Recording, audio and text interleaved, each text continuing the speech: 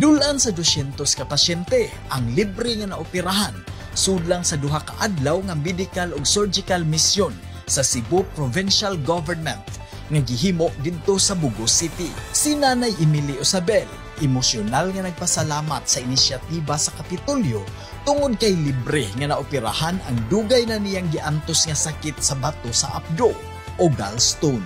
Unsa man imong makasulti mga naapil ka sa mission ni Governor Pam? Sige.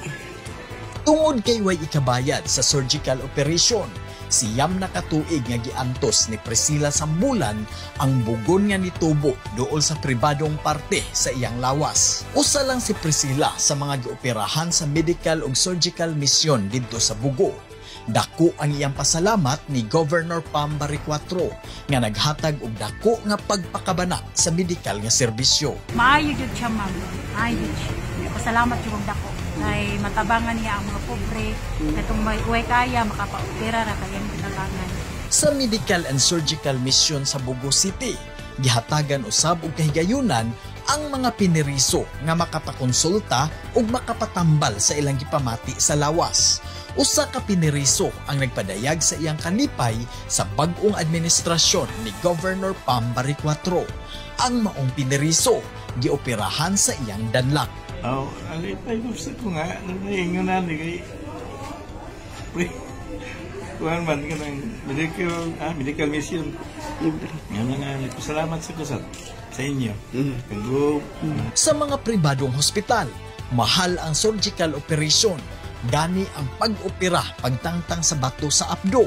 Gibana-bana nga ang mabayran mukabat sa 150,000 pesos ngadto sa 200,000 pesos. Ang gipahigayon sa Cebu Provincial Government nga surgical operation nakahatag og 12 milyones nga kantidad sa libre nga serbisyo. Kini dako na kaayo nga tabang sa mga kabus nga way ikabayad sa pagpaopera. Sa maong misyon, 161 ka pasyente ang naoperahan sa mga minor procedures sama sa pagtangtang sa lipuma, warts ug cyst. 178 ka pasyente ang nakonsulta sa general medicine. 103 ang nahatagan og dental services ug 191 sa optometry. Diin libre ang prescription sa eyeglasses. Manginlabot magpakabana. Monching Austero, Subo News.